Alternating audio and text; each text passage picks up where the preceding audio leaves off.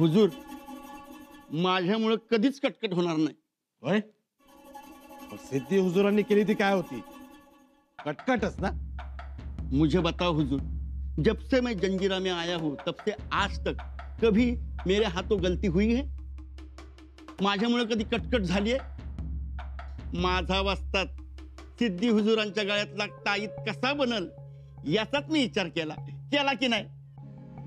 हाँ, लेकिन हे बघा, मी कधीच खोटं बोलणार नाही।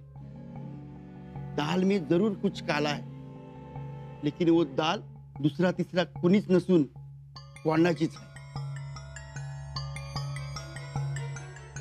दाजी, हा, रणजितीत ठोकायचा खिळा सापडल्यापासून मला त्याच्यावर लयच संशय यायला लागलाय।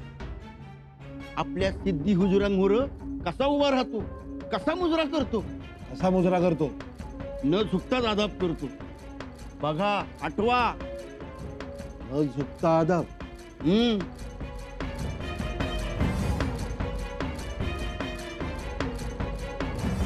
याद आया? कुमारजी, तुझ्या बोलण्यात खरेपण आहे। आणि बऱ्याचदा महाराजांनी असं सांगितलंय, असं एक शब्द कोंडाजीच्या तोंडात नेहमी असतो।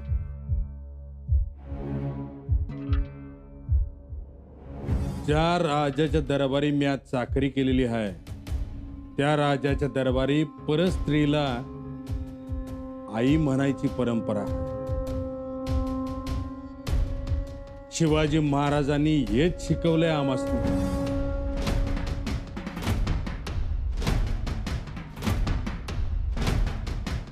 खरंय कुमारजी। बघा, आता तुमचं तुम्हालाच आठवण, समजा कावा।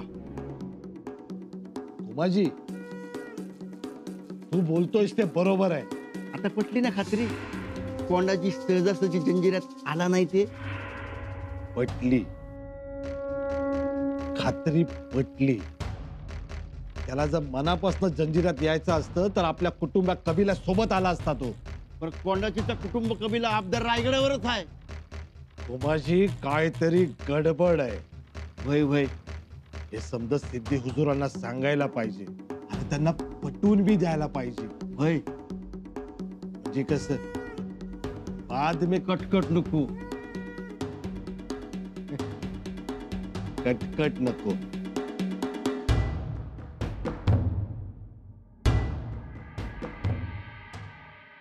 कोंडाजी बाबांना ठाऊक नसेल, परंतु अजूनही त्या औंढ्याच्या माळावर रक्त भरल्या पायांनी हत्ती अशा फितुरांची वाट बघतोय। कोंडाजी बाबांना हीच सजा योग्य ठरेल। राणी साहेब, कोंडाजी बाबा सिद्धीला मुजरे करतायत ते त्यांच्या मनाविरुद्ध। केवळ आम्ही सांगितलं म्हणून।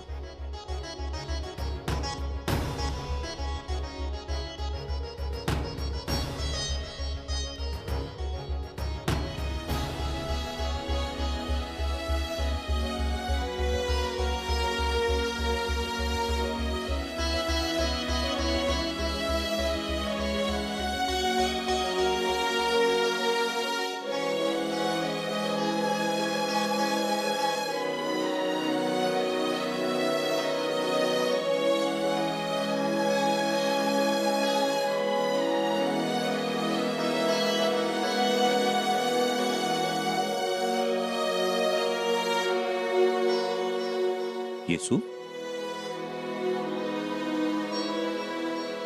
येसू,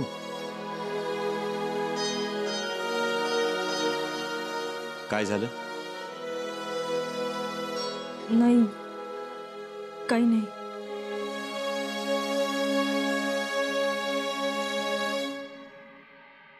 काही नाही? मग डोळ्यात अश्रू कशासाठी? राजे, आम्ही कोंडाजी बाबांबद्दल नाही ते बोललो, याचं वाईट वाटतंय आम्हाला। एवढ्या निष्ठावंतास आम्ही फितूर म्हणून हिणवलं, त्यांना हत्तीच्या पायी द्या असं म्हणालो, त्यांचा मृत्यू चिंतला आम्ही। राजे, आम्हाला आमचीच लाज वाटते हो। आमची पारख अशी पाखरासारखी कुठल्या कुठे उडून गेली। आम्ही चुकलो राजे, आम्हाला क्षमा करा. येसू, तुम्ही नका वाईट वाटून घेऊ. तुम्ही तसं म्हणालात कारण तुम्हाला या गनिमी काव्याबद्दल काहीच कल्पना नव्हती. मोहिमेविषयी गुप्तता ठेवायची म्हणून आम्ही तुम्हाला काही बोललो नाही. त्यामुळे दोष असेल तर तो आमचा आहे. कुलमुक्त्यार म्हणून राजे, आपण असे बोलू नये. आपण योग्यच केलं. मग तुम्ही स्वतःला अपराधी समजू नका. नाही समजू. आपण आम्हाला सत्यता सांगितली म्हणून आमच्या मनात कोंडाजी बाबा झळाळून निघाले. परंतु गडावर इतर लोक त्यांना दूषण देत आहेत.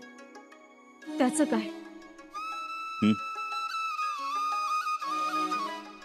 येसू दूषण देणारच लोक कोंडाजी बाबांना. कारण कोंडाजी बाबांनी कधी आपल्या त्यागाचा ताशा वाजवला नाही की निष्ठेचं तुणतुणं वाजवलं नाही. कोंडाजी बाबा स्वराज्याचे खरे कलंदर. आधी कलंदर आणि मग सरदार. आज हापसाणात जे रयतेचे अश्रू वाहत आहेत ते आपल्या कोंडाजी बाबांच्या निस्वार्थी धाडसानं पुसले जाणार आहे. आजची रात्र ही सत्व परीक्षेची शेवटची रात्र. उद्या जंजिऱ्यावर स्फोट होईल आणि दुसऱ्या क्षणापासून सगळं चित्र बदलेल. आज रयतेच्या सुखासाठी कोंडाजी बाबांनी स्वतःवर फितुरीचा आळ ओढवून घेतलाय. पण बघा बघा, उद्या याच रयतेचे हजारो हात तो आळ पुसण्यासाठी पुढे येतील.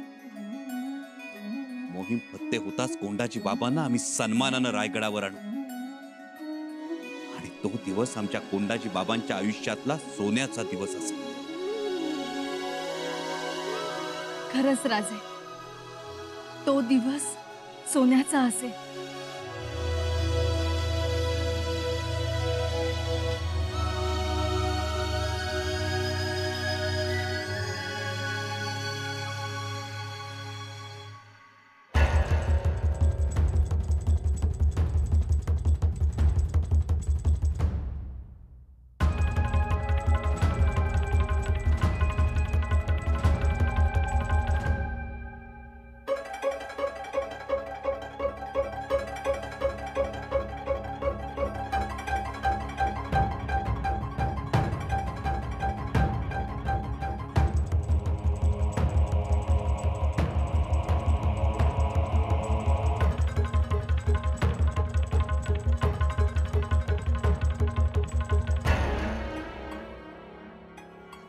शिलेदार,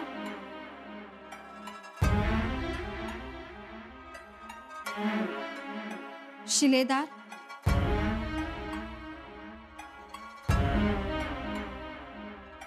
शिलेदार,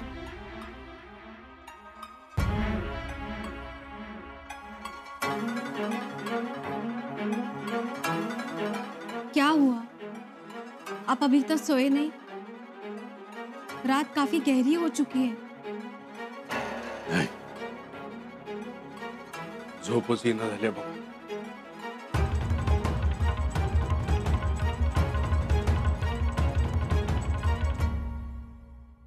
आप क्यों इतना परेशान होते हो?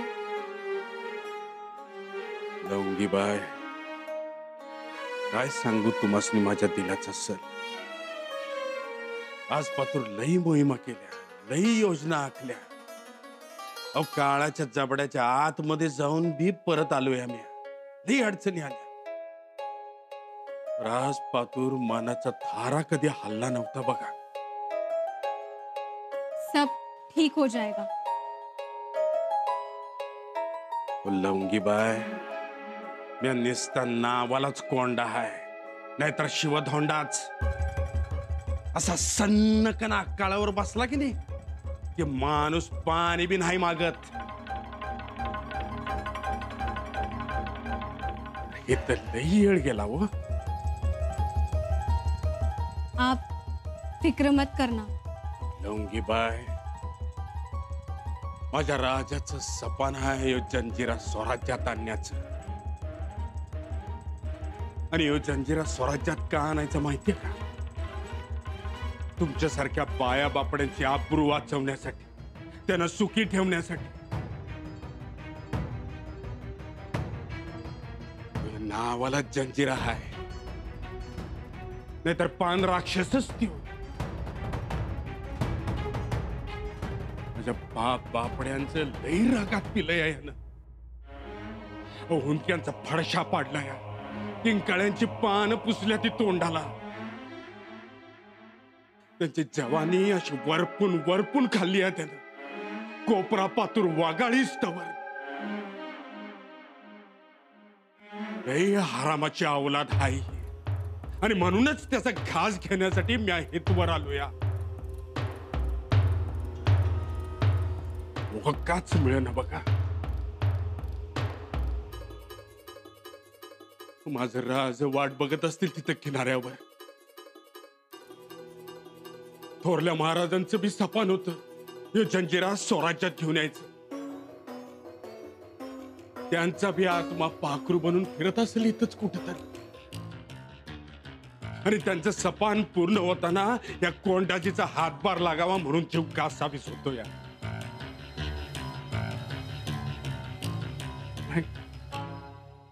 काय बी मनासारखं विना झालंय बघा.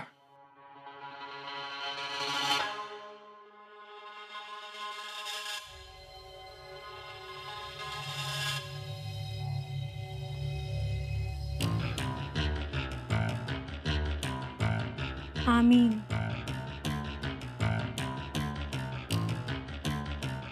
आमीन.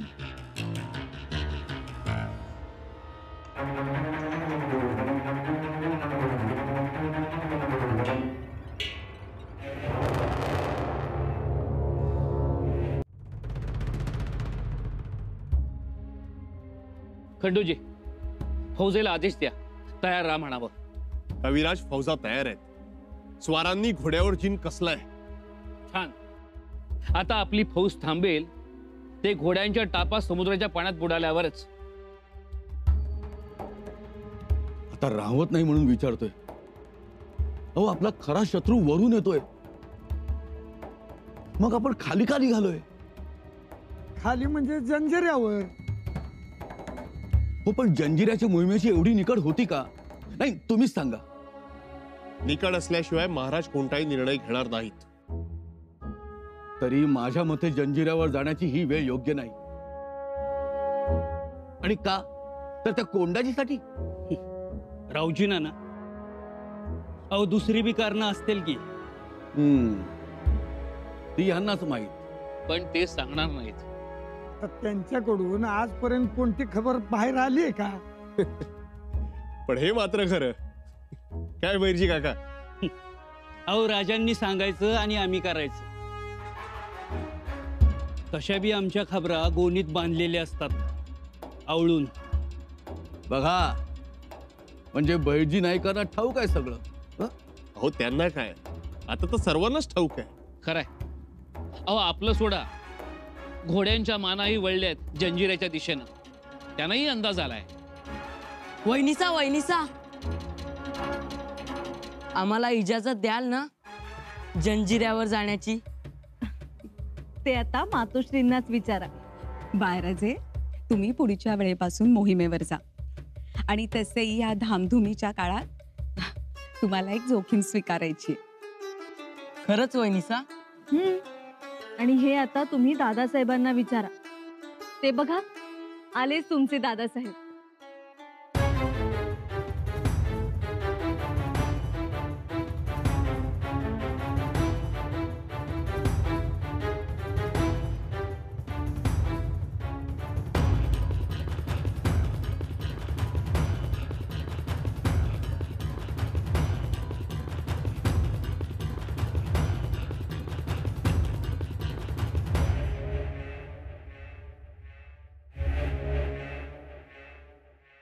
राजे, यश घेऊन या.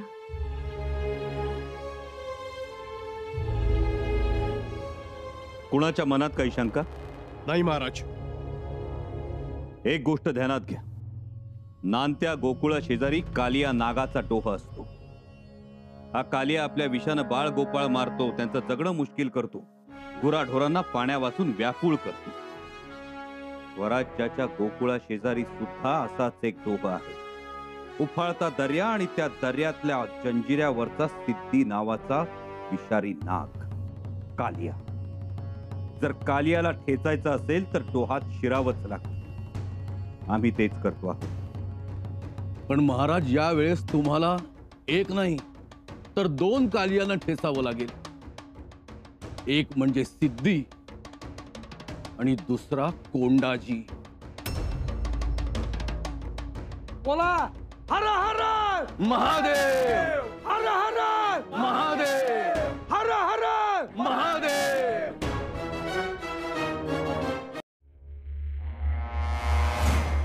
गुस्ताखी माफ हुजूर. देखो अब्दुल्ला, हुजूर, मैं मानता हूं कि कुमाजी मूर्ख है, कम अक्ल है. उसकी बात हमारे सामने क्यों? बकवास बंद करो. हुजूर, मैं ये कहना चाहता हूं कि हुजूर, कुमाजी की बातों में कुछ है. हमें उसे वजूद देना चाहिए हुजूर. कहना क्या चाहते हो? हुजूर, कुमाजी की कही सारी बातें गलत भी तो नहीं है. अगर उसकी बातें सही है तो गद्दार कौन है? कोंडाजी. क्या? नहीं, सबसे बड़े गद्दार तुम हो.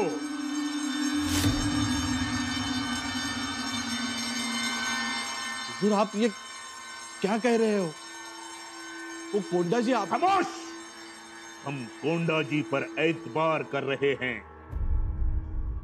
इसलिए तुम्हें लग रहा है कि तुम्हारी अहमियत कम हो रही है. अहमियत? हुजूर, अहमियत मिळावी म्हणून का मी तुमच्या पायाशी आहे? हुजूर, जेव्हापासून तुम्हाला बघितलंय, भेटलोय, तेव्हापासून मी माझा विठ्ठल विसरलोय हुजूर. हुजूर, तुमची सेवा करता यावी, खिदमत करता यावी म्हणून या खऱ्या पाण्याला गोड मानलं मी. आणि तुम्ही? और तुम्हें एकाएक वहम कैसे हो गया? हुजूर, कुमाजीला कलाल बांगडी जवळ खिळा सापडला. कोंडाजी, तो कोंडाजी कागदावर काहीतरी लिहित असतो, निशाण बनवत असतो. हुजूर, जरूर कोई छुपी जुबान है. अच्छा?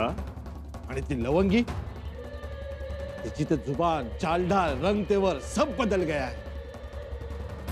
कोंडाजी की जुबान बोलती है, मानो कोंडाजी के अलावा इस दुनिया में कोई है ही नहीं. अब्दुल्ला, वो कनीज है, बांदी है, दासी है. उसे अपनी जुबान कहां होती है? और दूसरी बात, कोंडाजी पर तुम्हें शक हो रहा है, उससे ज्यादा गुनहगार तुम हो और गद्दार भी. हुजूर, हुजूर, ये क्या कह दिया आपने? मैं और गद्दार? ओह, कोंडाजी को कौन ले आया? मैं? तुम ही लाए थे और आज उसे गद्दार कह रहे हो. इसका मतलब कोंडाजी को परखने में तुमने कसूर की. हुजूर, हुजूर, गलती हो गई हुजूर, गलती हो गई. गलती सुधारो अब्दुल्ला, और बिना सबूत हमारे सामने आना नहीं.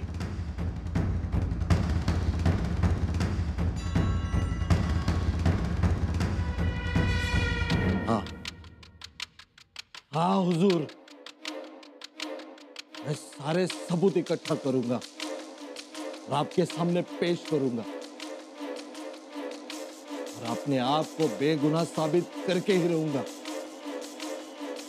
देखना हुजूर, असली गुनहगार जल्द से जल्द आपके कदमों में होगा हुजूर. हाँ.